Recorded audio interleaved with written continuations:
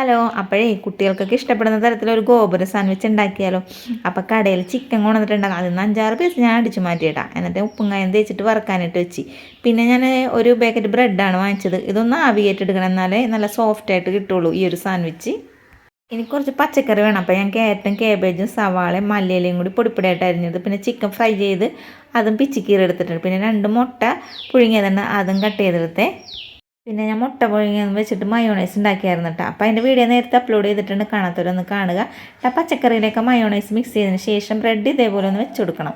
എന്നിട്ട് ഈ ഒരു മിക്സിയിൽ തേച്ച് കൊടുത്തിട്ട് കുറച്ച് ടൊമാറ്റോ സോസും ആ ചിക്കൻ ഫ്രൈ ചെയ്തില്ലേ അതും കൂടി വെച്ച് കൊടുത്ത് പിന്നെ മുട്ട പുഴുങ്ങിയെന്ന് വെച്ചിട്ടുണ്ട് കേട്ടോ. എന്നിട്ട് അടുത്ത ലെയർ ഇതേപോലെ തന്നെ ചെയ്തെടുക്കണം. നമുക്ക് എത്ര ലെയറിലാണെങ്കിലും ചെയ്തെടുക്കാം കേട്ടോ. ഞാനിപ്പോൾ 3 ലെയറിലാണ് ചെയ്തത് കേട്ടോ. ബാക്കി വന്നിട്ട് ടൊമാറ്റോ സോസൊക്കെ വെച്ചത് ഡെക്കറേഷൻ പണിയൊക്കെ ചെയ്തിട്ടുണ്ട് കേട്ടോ.